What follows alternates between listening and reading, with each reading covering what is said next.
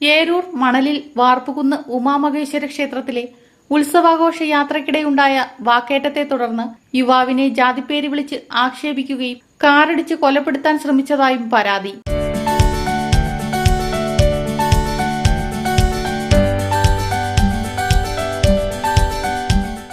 ഏരൂർ മണലിൽ അഞ്ചു നിവാസിൽ 24 വയസ്സുള്ള അച്ചുവിനെയാണ് കൊലപ്പെടുത്താൻ ശ്രമിച്ചത്.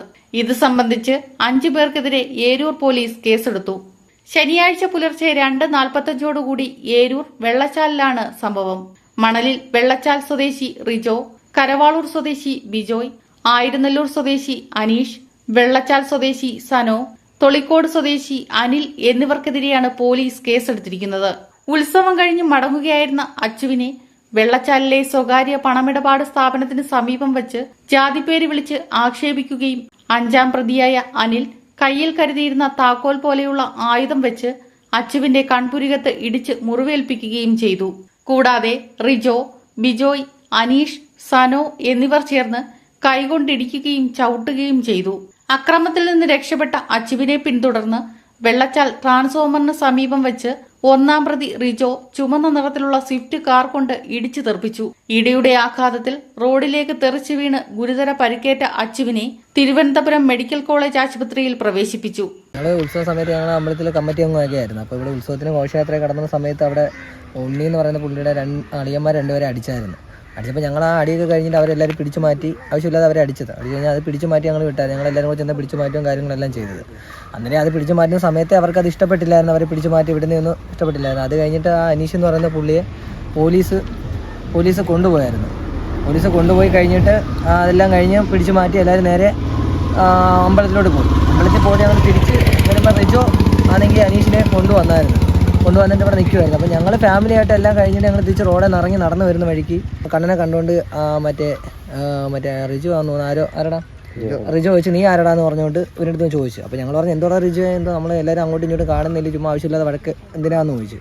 ആ സമയത്താണ് അവിടെ കൂടെ ഉണ്ടായിരുന്ന തൊളിക്കോടുള്ളൊരു പയ്യൻ ഇവനെ ചവിട്ടി അങ്ങ് ഇട്ടത്. അപ്പോൾ ഞങ്ങൾ അവനെ പിടിച്ചു മാറ്റുന്ന സമയത്ത് അച്ചു വന്നു. അപ്പോൾ അച്ചുവിനെ മറ്റേ അനിൽ എന്ന് പറയുന്ന ആ ചെറുക്കനെ അന്ന് താക്കോല് വെച്ച് എന്തോ ഒരു സംഭവം വെച്ച് കണ്ണി കുത്തി കണ്ണിൻ്റെ മേളിൽ ചോര വന്നു. അപ്പോൾ അങ്ങോട്ടും ഇങ്ങോട്ട് പിടിച്ച് തള്ളായി അടിയായി വഴക്കായി എല്ലാവരും പിടിച്ച് മാറ്റി അങ്ങ് കൊണ്ടുപോയി. അത് കഴിഞ്ഞ് ഞങ്ങൾ ഫാമിലിയായിട്ട് തന്നെ തിരിച്ച് നടന്നിറങ്ങി വരുമായിരുന്നു. അതിന് അച്ചുവും ശ്രീകുട്ടൻ എന്ന് പറയുന്ന പയ്യനും കൂടെ ഇട സൈഡിലായിരുന്നു. ഇട സൈഡിൽ വണ്ടി വരുന്ന കണ്ട്. അപ്പോൾ ഇവിടുന്നും വണ്ടി വന്നായിരുന്നു. അപ്പോൾ വണ്ടി വന്ന് ഞങ്ങളങ്ങനെ സൈഡിൽ ഇങ്ങനെ ഒരുങ്ങി നിന്ന് തിരിഞ്ഞ് നിന്നപ്പോഴാണ് ഒരു ഷിഫ്റ്റ് ഓറഞ്ച് റെഡ് കാറ് വന്ന് ഇവനെ ഇടിക്കുന്ന കണ്ടത്. ഇടിച്ച് ആദ്യം മേളിലും ചെറുതായിട്ട് നിർത്തിയിട്ട് നോക്കിയിട്ടാണ്, മനഃപൂർവ്വം തന്നെ ഇടിച്ചതാണ്. കാരണം അല്ലായിരുന്നെങ്കിൽ മറ്റേ കൂടെ എന്ന ശ്രീകുട്ടനെയും കൂടെ ഇടിച്ചു തന്നെ, ആളെ നോക്കി തന്നെയാണ് ഇടിച്ച്. അപ്പോൾ ഞങ്ങളെല്ലാവരും കണ്ട്, വ്യക്തമായിട്ട് കണ്ട്. പുള്ളി എന്ന് പറഞ്ഞാൽ ഇവിടുന്ന് 2 വണ്ടി അങ്ങോട്ട് പോയത്, ഒരു ബൈക്കും പോയായിരുന്നു. അതിന് മുമ്പ് ഒരു ചുമന്നൊരു ആൾട്ടോയും, അത് കഴിഞ്ഞിട്ടാണ് കുക്കുന്ന് പറയുന്നത്. അങ്ങനെ ഇടിച്ച് തെറിച്ച് അവൻ ഗ്ലാസ്സിൽ വന്ന് വീണിട്ട് നേരെ മുള്ളുവല്ലിൻ്റെ അടുത്തോട്ടാണ് പോയത്. അവിടെ അതിന് ട്രാൻസ്ഫോമറിൻ്റെ മുള്ളുവല്ലിൻ്റെ അടുത്തോട്ട് പോയി വീണ്. അന്നേരം തന്നെ ഞങ്ങൾ ആ കുക്ക് എന്ന് പറയുന്ന ചെറുക്കൻ്റെ കാർ എടുത്ത് അന്നേരം തന്നെ ഹോസ്പിറ്റലിലോട്ട് പോയി. അന്നേരം തന്നെ ഞങ്ങൾ പോലീസിന് അന്നേരം തന്നെ വിളിച്ച് പറഞ്ഞായിരുന്നു. അന്നേരം മൂത്ത മരുമോനെ ആദ്യം രണ്ടാമത് അടിച്ച്, മറ്റൊരു അന്നേരം ഇട്ട് താടിക്ക് ഇങ്ങനെ വളഞ്ഞു വെച്ച് താടിക്കിട്ട് ഇങ്ങനെ തട്ടിക്കൊണ്ട് നിൽക്കുമായിരുന്നു. അന്നേരം എന്തിനാ അങ്ങനെ ചെയ്യുന്നതെന്നാണ് മൂത്ത മരുമോൻ ചോദിച്ചത്. അതെന്തോ കാര്യമെന്ന് ചോദിച്ചപ്പോഴാണ്, നീയൊക്കെ വരുത്തന്മാരല്ലോടാ, നീയൊക്കെ ഇവിടെ ഉത്സവമല്ല ഒന്നുമില്ല, നീയൊക്കെ കയറി പൊക്കോടാന്നും പറഞ്ഞുകൊണ്ട് അവനെ അടിച്ച് ഇവനെ അടിച്ച്. അപ്പോൾ ഞങ്ങളെല്ലാം കൂടെ ചെന്ന് ഇവരെ പിടിച്ച് മാറ്റി ഞങ്ങൾ മുന്നേ നിന്നിട്ട് പറഞ്ഞ് പോലീസിനെ വിളിക്കാൻ പറഞ്ഞു. അപ്പോൾ അവർ പോലീസിനെ വിളിച്ച്, പോലീസ് വന്ന് അവരെ പിടിച്ച് വണ്ടിയിലിരുത്തി. ആരൊക്കെ എന്തോന്ന് ചോദിച്ചപ്പോൾ ഞങ്ങൾ കാര്യം പറഞ്ഞു, ഇവരെ ഇങ്ങനെ അടിച്ചതെന്ന് പറഞ്ഞപ്പോൾ അവരെ പിടിച്ചങ്ങ് എടുത്തിട്ട് എൻ്റെ ഇളയ മരുമനെയും കൊണ്ടുപോകണമെന്ന് പറഞ്ഞപ്പോൾ ഞങ്ങൾ പറഞ്ഞു, അതിന് അടിയും കിട്ടി. പിന്നെ അതിന് എന്തിനാ സാറേ ഇപ്പോൾ കൊണ്ടുവന്നെന്ന് ചോദിച്ചു. അതിനെ കൊണ്ടുപോകണമെന്ന് പറഞ്ഞു. അതിനെ ഞങ്ങൾ കൊണ്ടുവരാമെന്ന് പറഞ്ഞ് ഇന്നലെ ഞങ്ങൾ സ്റ്റേഷനിൽ പോയത്. ആ പോയ സമയത്തിന് അവിടെ ചെന്ന് കഴിഞ്ഞപ്പോൾ അവർ മറ്റവർക്ക് പക്ഷം പിടിച്ചാണ് അവരുടെ സംസാരം. ഞങ്ങൾക്ക് ഒക്കത്തില്ല എന്നുള്ള ഇത് വെച്ച് ഞങ്ങളെ ഒന്ന് വരട്ടി വിടാനായിട്ടുള്ള സംസാരമാണ് അവർ സംസാരിക്കുന്നത്. ഞങ്ങൾ പുറത്ത് നിന്ന് കേൾക്കുക. എന്നാൽ ഈ അടി കൊണ്ട് 2 പേരെയും വിളിച്ച് അവർ സംസാരിച്ചില്ല. ഒരാളുടെ മാത്രമേ അവർ ചോദിച്ചിട്ടുള്ളൂ. അതെല്ലാം കഴിഞ്ഞ് പരിപാടിയും കഴിഞ്ഞ് തിരിച്ച് പോകുന്ന സമയത്തിനാണ് ഈ കൊച്ചിൻ്റെ ആങ്ങളേനെ ഈ വണ്ടി കൊണ്ടുപോയി തട്ടുന്നത്. അത് എൻ്റെ മോൻ്റെ കൂടെ അവനും നിന്ന് ചോദിച്ചു പോയി എന്തോ കാര്യമൊന്നും. ഇത് അവരെ അടിക്കുന്നത് എന്തിനാന്ന് ഇവർക്ക് അറിയത്തില്ല. അതുകൊണ്ട് അവർ ഓടി വന്ന് എന്തിനാ അയാളെ അടിക്കുന്നത്, അതെൻ്റെ അളിയനല്ലയോ, അത് ഈ പയ്യന്മാർക്ക് അറിയാം, അടിച്ചവർക്കറിയാം. അത് ഇവിടുത്തെ പിള്ളേരാന്ന്. അവരും ഈ മുറ്റത്ത് താമസിക്കുന്നവരാ.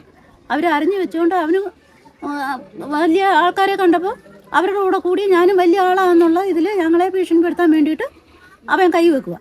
അത് ആരെങ്കിലും അവൻ്റെ കൂടെ വില ഉള്ളവർ നിന്ന് കഴിഞ്ഞാൽ ആ മരി ചാടി ഇറങ്ങി അടിക്കുകയോ ചെയ്യുന്നത്.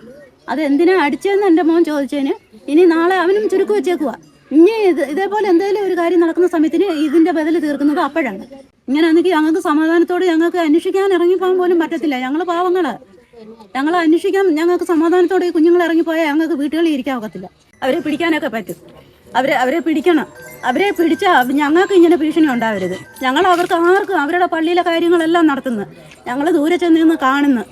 അത് വല്ല കാണിക്ക കിട്ടുമോ വല്ലതും ചെയ്യുന്ന അല്ലാതെ ഞങ്ങളുടെ കുഞ്ഞുങ്ങളാവട്ടെ ഞങ്ങളിൽപ്പെട്ട ഒരു ശല്യം അവർക്ക് ആർക്കും ചെയ്യുന്നില്ല. ഞങ്ങൾ എന്തെങ്കിലും നടത്തുമ്പോൾ അവരെന്തൊക്കെയാണ് ഞങ്ങൾക്ക് ശല്യം ചെയ്യുന്നത്? അവർക്ക് ഞങ്ങളുടെ കൂടെ സഹകരിച്ച് നിൽക്കാമല്ലോ. ഞങ്ങളുടെ കൂടെ അവർക്ക് സഹകരിച്ച് നിൽക്കുക. അവരെന്തിനാണ് ഞങ്ങളുടെ ഞങ്ങളെയൊക്കെ ശല്യം ചെയ്യുന്നത്? എന്തിനാ അവരെ ഇനിമേലില്ല ഞങ്ങൾക്ക് അങ്ങനെ ശല്യം ആവരുത്. പട്ടികജാതി പട്ടികവർഗ അതിക്രമത്തിന് പ്രതികൾക്കെതിരെ കേസെടുത്ത് അന്വേഷണം ആരംഭിച്ചതായും പ്രതികളിൽ ചിലർ ക്രിമിനൽ കേസുകളിൽ നേരത്തെയും പ്രതികളായിട്ടുള്ളവരാണെന്നും ഏരൂർ പോലീസ് അറിയിച്ചു. ന്യൂസ് ഡെസ്ക് ജില്ലാ വിഷൻ, ഏരൂർ.